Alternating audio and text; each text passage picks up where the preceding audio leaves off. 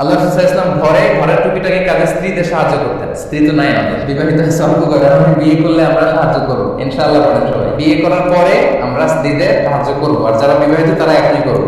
আরেকটা মজার ব্যাপার, আল্লাহ রাসূল ইসলাম কখনো বাসি খাবার খেতেন না।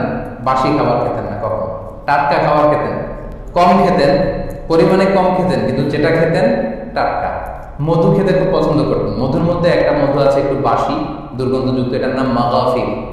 মাগাফিরের মধুর লম্বা হিস্ট্রি, এটা বলতে গেলে লম্বা সময় লেগে যাবে। ওনার স্ত্রীদের মধ্যে এটা নিয়ে অনেক ঘটনা ঘটেছে।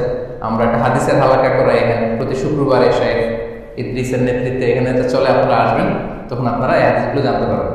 তো খেতেন অল্প, কিন্তু ফ্রেশ খাবার খেতেন। আল্লাহ রাসূল সাল্লাল্লাহু আলাইহি ওয়াসাল্লাম দুধ পছন্দ করতেন, হাদিসে পাওয়া যায় দুধ।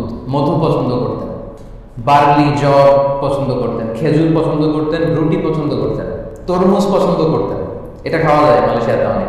এরপর লাউ পছন্দ করতেন, লাউ হাদিসে পাওয়া যায়, লাউ আল্লাহ রাসূল সাল্লাল্লাহু আলাইহি ওয়াসাল্লাম খুব পছন্দ করতেন। আচ্ছা, রুম্মান, রুম্মান তো আরবি হয়ে গেল, আনার বাংলায়, আনার বা ডালিম ফল যেটা, এটা খুব পছন্দ করতেন আল্লাহ রাসূল সাল্লাল্লাহু আলাইহি ওয়াসাল্লাম। জাইতুনের তেল পছন্দ করতেন, ইভেন জাইতুন ইটসেলফ পছন্দ করতেন, মানে যেটা অলিভ, জলপাই, যেটা আমাদের বাংলাদেশে যেটা জলপাই, এটা পছন্দ করতেন। তারপরে আরো অনেক খাবার পছন্দ করতেন। আচ্ছা, খাসির বাজুর গোশত পছন্দ করতেন। তবে যেটাই উনি খেতেন, উনি বাসি খাবার খেতেন, এটা ছিল ওনার অভ্যাস, টাটকা খেতেন। আচ্ছা, অলওয়েজ পজিটিভ মাইন্ডেড ছিলেন, আমরা বলেছি। ভালো কথা পছন্দ করতেন, ভালো কথা, হ্যাঁ। আর অলওয়েজ অপটিমিস্ট, কখনোই আশা হারাতেন না, সবসময় আল্লাহর উপর তাওয়াক্কুল করতেন। এমনকি হিজরতের সময় যখন একেবারে ধরা খেয়ে যাচ্ছিলেন কাফিরদের হাতে, সাইয়েদনা আবু বকর তো উনি দুশ্চিন্তায় পেরেশান যে আমি মরি, আল্লাহ রাসূল যেন বেঁচে থাকে, আল্লাহ রাসূলকে কিভাবে প্রোটেক্ট করবো। কিন্তু আল্লাহ রাসূলের চেহারায় চিন্তার কোনো ছাপই নেই। আল্লাহ রাসূল বললেন, লা তাহজান ইন্নাল্লাহা মা'ানা, ডোন্ট ওয়ারি, চিন্তা করো না, আল্লাহ ইজ উইথ আস, আল্লাহ আমাদের সাথে আছে। আমরা এখানে দুজন না, আমরা তিনজন এখানে, আমরা, তুমি, আমি আর আল্লাহ সাহায্য। সো চিন্তার পেরেশানি কোনো কারণ এখানে নেই। অলওয়েজ অপটিমিস্ট, কখনোই পেসিমিস্ট থাকতেন না। আচ্ছা, আল্লাহ রাসূল সাল্লাল্লাহু আলাইহি ওয়াসাল্লাম এক্সারসাইজ করতেন, মানে ফিজিক্যালি ফিট থাকার চেষ্টা করা কিন্তু সুন্নাহ। আল মুমিনুল কওয়ি খায়রুম মিনাল মুমিনিদ দাঈফ, শক্তিশালী মুমিন দুর্বল মুমিনের চেয়ে শ্রেষ্ঠ। আল্লাহ রাসূল সাল্লাল্লাহু আলাইহি ওয়াসাল্লাম অনেক শক্তিশালী পুরুষও ছিলেন। আল্লাহ রাসূল বলতেন, আমার হাতে জান্নাতি 40 জন লোকের শক্তি আছে, এক হাতে, মানে অনেক শক্তিশালী লোক ছিলেন আল্লাহ রাসূল সাল্লাল্লাহু আলাইহি ওয়াসাল্লাম। মক্কার সবচেয়ে বড় কুস্তিগীর রুকানা, ওনাকে 3 বার পরাজিত করেছিলেন আল্লাহ রাসূল সাল্লাল্লাহু আলাইহি ওয়াসাল্লাম। তার মানে এই যে এক্সারসাইজ করা, স্টেডিয়ামে যাওয়া, এটা কিন্তু সুন্নাহ। আচ্ছা, আল্লাহ রাসূল সাল্লাল্লাহু আলাইহি ওয়াসাল্লাম প্রতি শনিবারে মসজিদে নববী থেকে 4 কিলোমিটার দূরে একটা মসজিদ আছে, মসজিদে কুবা, মদিনায় এসে যে মসজিদটাকে তিনি প্রথম এস্টাবলিশ করেছিলেন, প্রতিদিন শনিবার ফজরের পর হেঁটে মসজিদে কুবায় যেতেন, আবার হেঁটে ফিরে আসতেন। তো 4 কত হয়, 8 কিলোমিটার হাঁটতেন। তার মানে এক্সারসাইজ করেন। হাদিসে এমন পাওয়া যায় মাঝে মধ্যে ওনার স্ত্রী মা আয়েশার সাথেও রাতে হাঁটাহাঁটি করতেন, দৌড়াদৌড়ি করতেন, এরকমও পাওয়া যায় হাদিসে। আচ্ছা, একটা চমৎকার সুন্দর অ্যাটিটিউড আছে আল্লাহ রাসূলের, সেটা হচ্ছে আল্লাহ রাসূল সাল্লাল্লাহু আলাইহি ওয়াসাল্লাম কোনো প্রোগ্রাম থেকে যদি একেবারে চলে যেতেন, সাথে জানিয়ে আসছিলেন সব নিয়ে যেতেন। আবার অল্প সময়ের জন্য যে আবার ফিরে আসবেন, এরকম প্ল্যান থেকে কিছু রেখে যেতেন ওই জায়গায়। লেটস সে আমি এখনই ওয়াশরুম থেকে ফিরবো, সো আমি আমার আইপ্যাডটা এখানে রেখে গেলাম, তার মানে জায়গা রেখে গেলাম। জায়গা রাখা কিন্তু সুন্নাহ। ছোটবেলায় ক্লাসে জায়গা রাখা নিয়ে অনেক ঝগড়া হতো না? তো এটা হচ্ছে আপনি এখনই চলে আসবেন এবং আপনি পরে হয়তো জায়গা পাবেন না, তখন আপনি জায়গা রাখতে পারেন, এটা সুন্নাহ। বাট আপনি জায়গায় রেখে আসার কোনো নাম নাই, জায়গা তো একেবারে রাখে আছে, এরকম করা যাবে না। ইযা কানা আরাদা ইয়ারজিআ ফি মাকানিহি ওয়া দাআ শাইআন ফি, তিনি কোন জায়গা থেকে চলে যেয়ে আবার ফিরে আসার ইচ্ছে থাকলে উনি ওই জায়গায় কিছু রেখে যাবেন, যাতে করে লোকেরা বুঝতো এটা আল্লাহ রাসূলের জায়গা, এটা থাকতে হবে আল্লাহ রাসূলের। আল্লাহ রাসূল সাল্লাল্লাহু আলাইহি ওয়াসাল্লাম মানবতাকে সবসময় সম্মান দেখাতেন। সাহাবাদের নিয়ে বসেছিলেন, একটা লাশ যাচ্ছিল, তো ওটা দেখে আল্লাহ রাসূল দাঁড়িয়ে গেলেন। এক সাহাবী বলল, ইন্নাহু ইয়াহুদি, এ রাসূলের এটা ইহুদির লাশ। আপনি দাঁড়ালেন যে? আল্লাহ রাসূল বললেন, আওয়ালাইসাত নাফসান, এটা কি মানুষের লাশ না? ইহুদি কি মানুষ না? অবশ্যই মানুষ। তার মানে মানবতাকে সম্মান দেখিয়েছেন। এটা ইহুদি হোক, এটা আস্তিক হোক বা নাস্তিক হোক, that's not a big issue. ওটা যে একটা মানুষ, ওই বিবেচনায় তিনি দাঁড়িয়েছেন এবং সম্মান দেখিয়েছেন। সুবহানাল্লাহ। আসলে অনেক কিছু শেখার আছে। আচ্ছা, আল্লাহ রাসূল সাল্লাল্লাহু আলাইহি ওয়াসাল্লামের আরেকটা বৈশিষ্ট্য ছিল, কোনো বিষয়ে যদি উনি নিজে ভালো না জানতেন এটা অকপটে স্বীকার করতেন।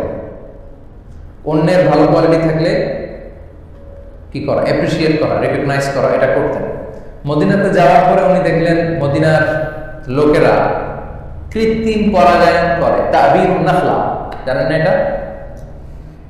আচ্ছা, এই যে ফুল থেকে ফল হয় কি করে, ওখানে মহিলা পুরুষ যে ফুলের এটাকে মিলিয়ে দেয় হচ্ছে পাখি, মধু, মৌমাছি, তাই না? এটা হচ্ছে ন্যাচারালি, তারপরে ফল হয়। কিন্তু এটা আবার কৃত্রিম ভাবে যেটাকে ক্রস করে দেয়া হয়, তো এটাকে তাবিরুন নাখলা বলে, যাতে বেশি খেজুর হয়, বাম্পার ফলন যেন হয়। মদিনাতে লোকজন এটা করছে দেখে আল্লাহ রাসূল বললেন এটা করো না, ন্যাচারালি হতে দাও। আল্লাহ রাসূলের কথা শুনে ওই বছরা তাবিরুন নাখলা করা হলো না।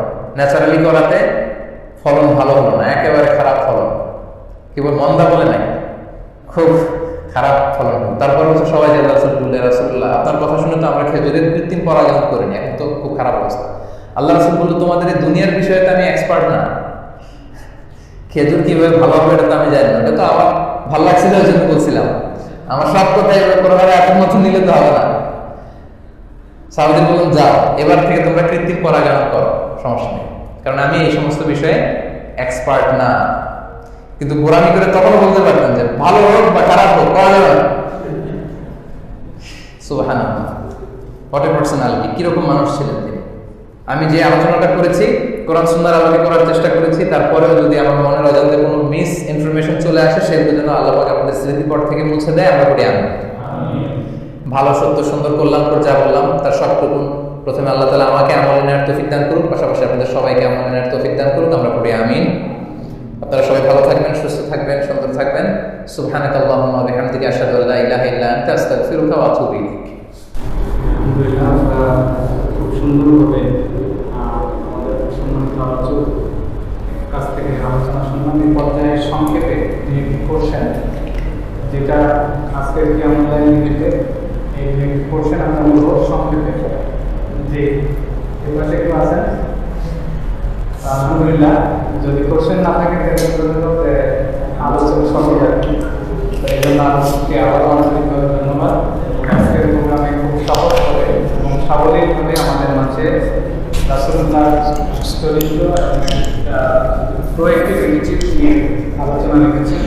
তা আমাদের আজকের আমাদের আলোচনাকে এ পর্যায়ে সংক্ষিপ্ত এবং খুব ছোট একটি উপহার দেওয়ার জন্য আমি আমন্ত্রণ জানাচ্ছি আমাদের কমিটি এবং বাংলাদেশ কমিটির সম্মানিত দায়িত্বশীল ভাইরা, বড় ভাই মহিবুল্লাহ ভাই, মর্তজা ভাই এবং এ পাশে আমাদের আমিনুল ইসলাম ভাই, তিনজন ভাই সংক্ষেপে আজকের প্রোগ্রামের মেহমানকে উপহার দেওয়ার জন্য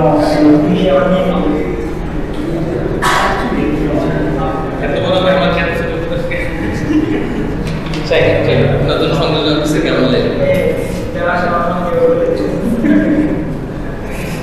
সেকেন্ড ওভার করতে আছে প্লিজ তো আমার নতুন এটা আগে বেরোচ্ছে আমরা কি জানি আমরা